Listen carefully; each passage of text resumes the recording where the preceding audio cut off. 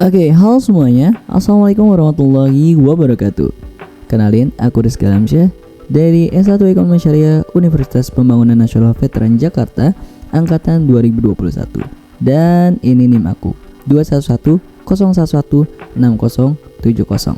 Oke. Kali ini aku akan membahas terkait dengan keuangan inklusif atau inklusi keuangan. Pertama kita masuk kepada ruang lingkupnya dulu. Selanjutnya nanti akan ada strategi nasional dari keuangan inklusif tentunya di Indonesia. Dan yang terakhir ada pemeran pemerintah dalam hal keuangan inklusif. Dan tak lupa juga akan aku kaitkan dengan kasus-kasus yang ada dalam keuangan inklusif. Oke, langsung aja. Ada udang di balik batu, mari kita bahas satu persatu. Oke, keuangan inklusif definisinya dulu dong, pastinya harus kita paparkan gitu loh. Apa itu keuangan inklusif? Apa ya? Oke, ini dia. Keuangan inklusif bisa dibilang sebagai suatu kondisi di mana ketika setiap anggota masyarakat mampu mempunyai akses terhadap berbagai layanan keuangan formal yang berkualitas secara tepat waktu, lancar dan juga aman dengan biaya terjangkau sesuai dengan kebutuhan dan kemampuan dalam rangka meningkatkan kesejahteraan masyarakat. Intinya adalah keuangan inklusif adalah satu akses layanan keuangan yang harus bisa dijangkau oleh seluruh lapisan masyarakat dengan waktu yang tepat, lancar dan juga aman serta biayanya terjangkau. Dan pasti tujuannya itu untuk meningkatkan kesejahteraan masyarakat. Oke, dari definisi ini aku ambil di Perpres 82 tahun 2016.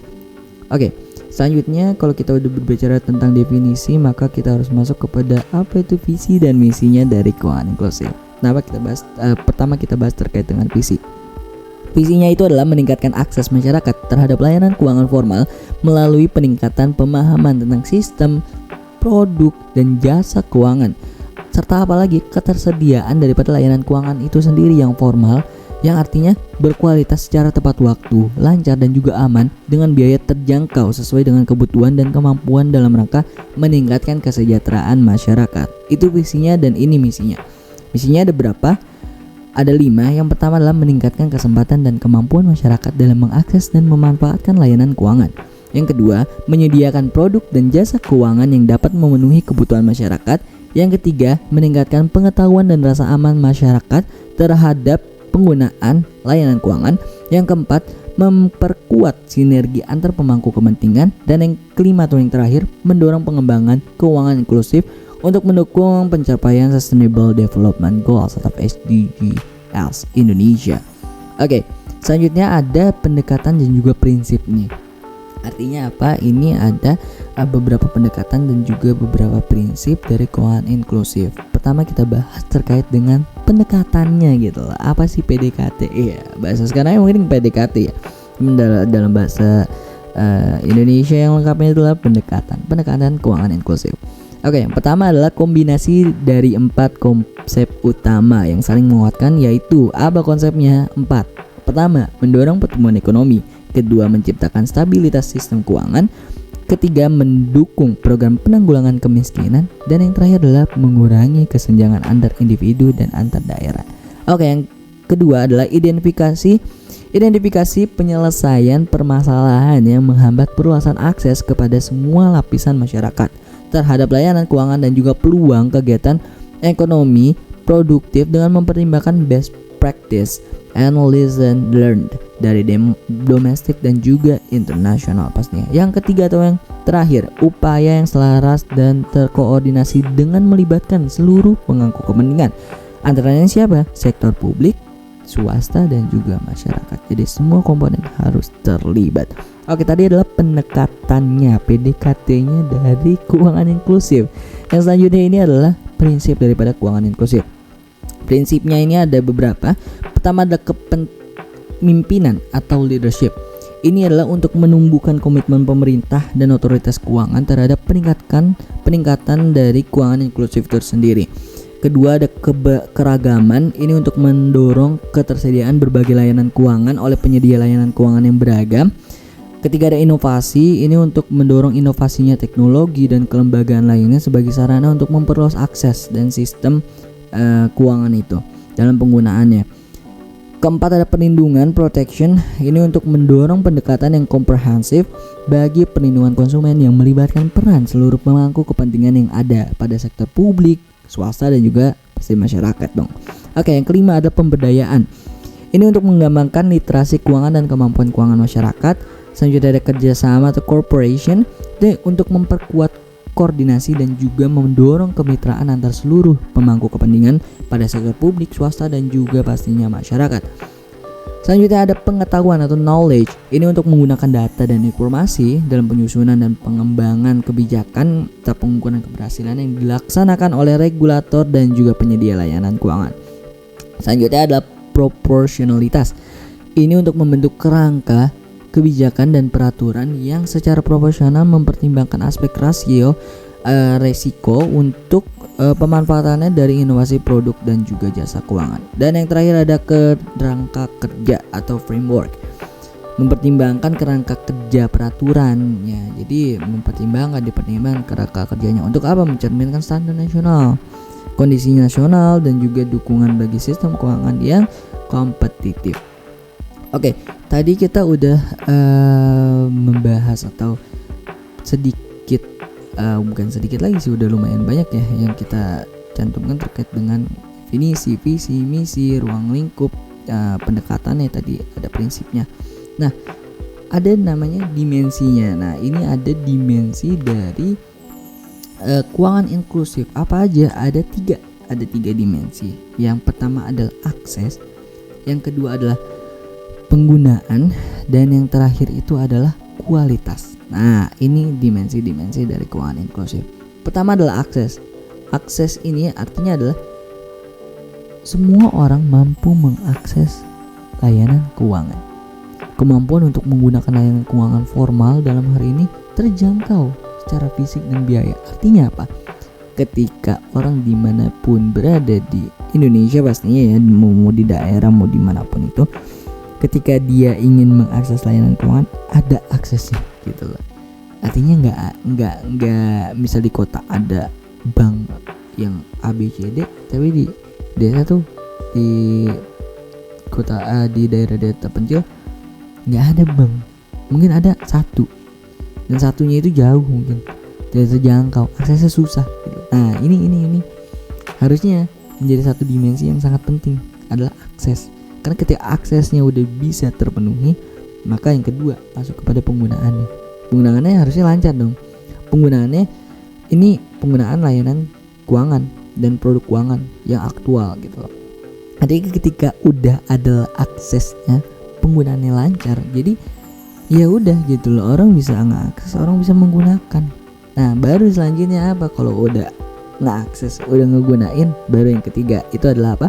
Kualitas. Nah, tingkat pemenuhan kebutuhan atas produk dan layanan keuangan yang dapat memenuhi kebutuhan masyarakat diukur antara lain itu salah satunya ada indeks literasi. Nah, kualitasnya ini artinya apa? Harus sesuai dengan yang ya harus kita terima, yang harus kita terima ya harus yang sesuai gitu loh. Jangan sampai akses keuangannya itu udah bagus, penggunaannya udah bisa, tapi kualitasnya kurang. Kualitasnya dalam tanda kutip adalah jelek gitu. Jadi ini hal-hal yang harus diperhatikan. Ketiga dimensi ini adalah satu aspek utama dalam keuangan inklusif.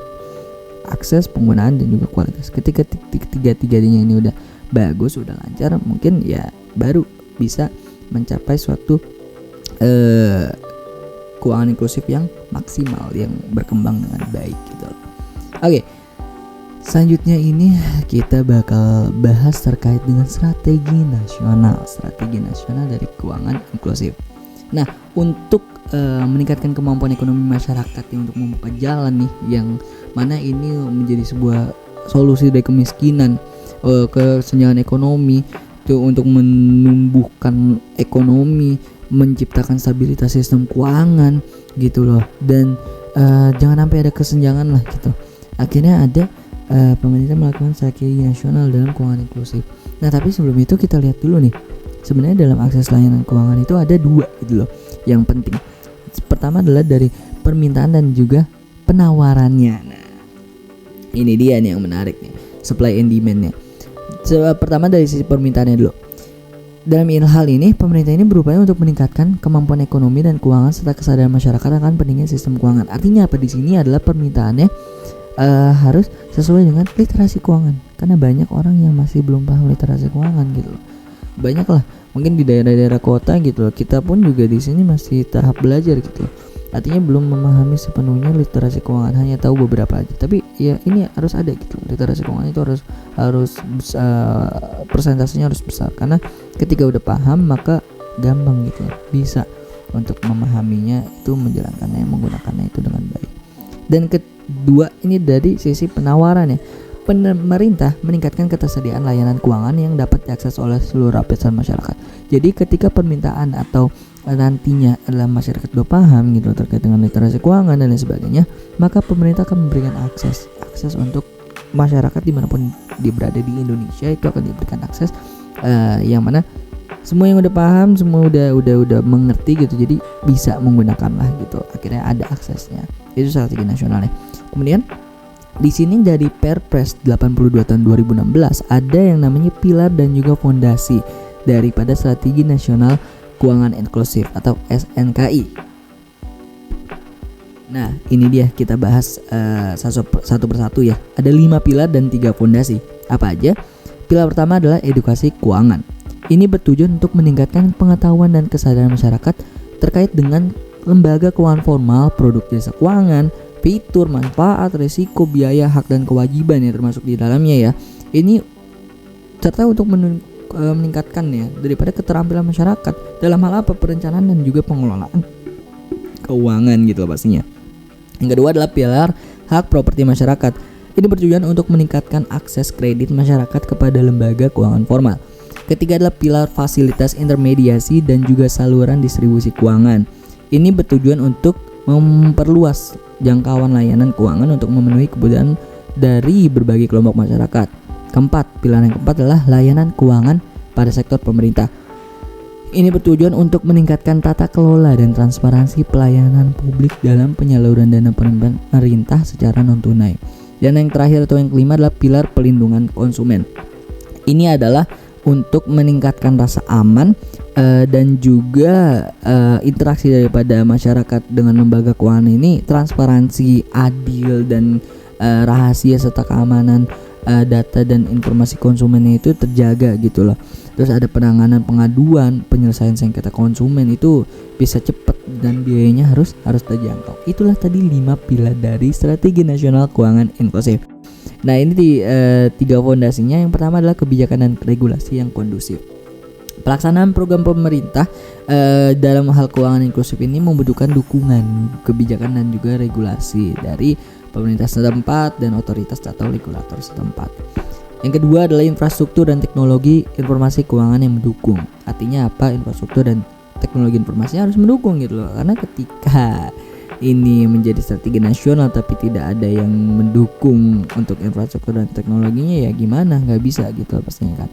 Jadi fondasi ini diperlukan untuk meminimalkan informasi asimetris yang menjadi hambatan dalam mengakses layanan keuangan.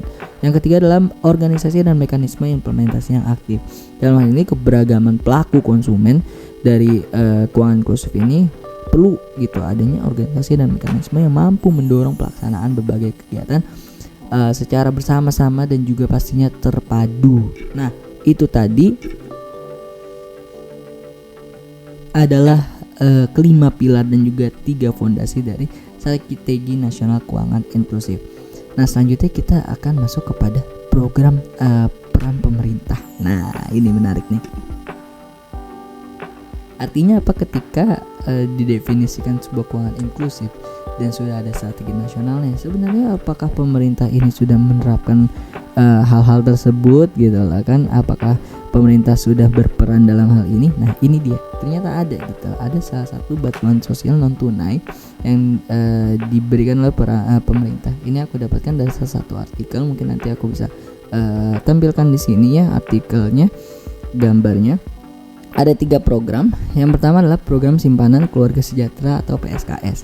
Sasarannya ini adalah rumah tangga sasaran atau RTS, yang mana dia memegang kartu keluarga sejahtera atau KKS.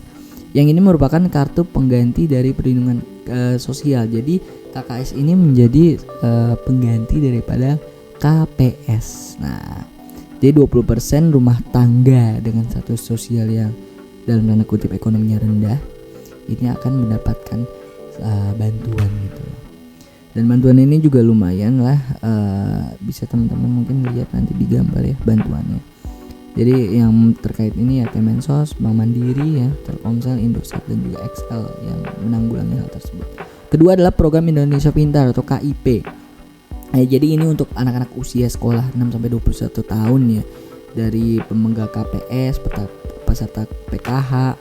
PKH itu program keluarga harapan, dari panti asuhan, pesantren, terus dan pokoknya anak-anak yang terancam putus sekolah karena kesulitan ekonomi atau korban musibah ini nanti akan disekolahkan kembali atau dibiayai gitu loh. Dalam hal ini yang terkait menanggulanginya adalah Kemendikbud, Kemenak, BRI dan juga BNI ya, pihak-pihak terkaitnya. Selanjutnya atau yang terakhir yang didapatkan dari artikel ini adalah program keluarga harapan atau PKH. Nah, jadi dan tanda kutip kembali keluarga yang sangat miskin, artinya apa, KSM di sini disingkatnya. Dia yang memegang atau menjadi peserta daripada kartu PKH ini yang nantinya salah satunya adalah ibu hamil, balita, anak prasekolah, dan misalnya untuk teman-teman di luar sana yang SD, SMP, SMA, anak-anak usia 7 sampai 21 tahun ini akan dibantu gitu loh. Jadi ketika kalian merasa ekonominya kurang, jangan minder, jangan malu dan lain sebagainya, karena pemerintah mungkin akan membantu kok insya Allah. Jadi mungkin datanya ya mungkin tidak secepat itu, tapi pasti akan ada peran pemerintah dalam hal tersebut. Mungkin juga di kalangan-kalangan kita di daerah-daerah kota besar ini juga kita lihat ya, salah satunya adalah KIP. Ini banyak juga yang di perkuliahan juga ada kok program ini dan cukup terlaksana dengan baik sejauh ini, walaupun prosesnya yang aku tahu itu lumayan sulit, lumayan ribet, tapi it's okay, but it's worth it. Dan dalam hal ini yang pihak terkaitnya yang PKH ini adalah Kemensos, Bank Mandiri, BRI, Telkomsel, Indosat dan juga XL. Nah, tadi adalah peran pemerintah. Oke. Selanjutnya ini adalah ada kasus-kasus dong pastinya dalam hal ini, kasus-kasus terkait dengan inklusi keuangan. Nah, sebenarnya di G20 Indonesia itu kemarin udah sempat disinggung juga gitu loh, terkait dengan UMKM yang ada sangkut pautnya lah berkaitan dengan keuangan inklusif. Presidensi G20 Indonesia kembali menekankan pentingnya inklusi keuangan digital dan pembiayaan UMKM guna mengurangi kesenjangan akibat ketidakpastian global sebagai dampak pandemi dan kondisi geopolitik. Nah, ini salah satu artikel dari BI ya. Aku kutip dari BI, mungkin nanti aku bisa tampilkan di sini. Ini menyatakan bahwa pada saat G20 kemarin di Indonesia, inklusi keuangan digital dan pembiayaan UMKM ini harus menjadi suatu hal yang dikembangkan gitu loh, karena untuk mengurangi kesenjangan dan meningkatkan kesejahteraan nasional, kesejahteraan masyarakat. Nah, kasusnya itu apa? Ada nih kasus gitu loh di salah satu daerah UMKM yang ingin melakukan pembiayaan tapi nggak bisa gitu loh. Karena apa? Aksesnya itu sulit dan juga prosesnya itu tidak mudah gitu loh. Jadi ketika di daerah-daerah ini ya mungkin melakukan pembiayaan modal gitu loh, dalam hal ini dia mau melakukan pembiayaan modal yang mana harusnya itu kan akses kan untuk seluruh keuangan masyarakat, seluruh lapisan masyarakat gitu loh, akses keuangannya kalau kita berbicara tentang keuangan inklusif. Tapi malah dia nggak bisa gitu, nggak bisa dapat gitu. Artinya apa? Keuangan inklusifnya berarti di Indonesia ini belum maksimal, belum stabil semuanya. Yang tadi stabilitas keuangan, kesenjangan sosial itu harus diberantas dan sebagainya, itu belum terwujud semua gitu. Masih banyak orang-orang di daerah-daerah sana yang mau melakukan pembiayaan gitu tapi sulit gitu loh. Nah, ini yang harus diperhatikan. Akhirnya apa dalam hal ini? Dalam salah satu artikel ini aku ambil kasusnya. Ini artinya baru ada peran LKS, alhamdulillah loh, dari peran lembaga keuangan syariah akhirnya membiayai dari si UMKM ini. Akhirnya apa? Akses keuangan syariah itu ya udah cukup baik gitu loh. Jadi pemerintah harus berterima kasih juga gitu. Alhamdulillah ada akses keuangan syariah yang bisa menjangkau hal tersebut daripada konvensional yang ada gitu loh. Akhirnya dalam hal gini BRI Syariah dan juga BNI Syariah. Pada saat itu belum ada BSI, jadi BNI Syariah dan BRI Syariah menanggulangi atau membiayai UMKM di daerah tersebut. Selanjutnya ini adalah kasus prudensial syariah yang menjadi salah satu pendukung daripada program inklusi keuangan. Karena apa?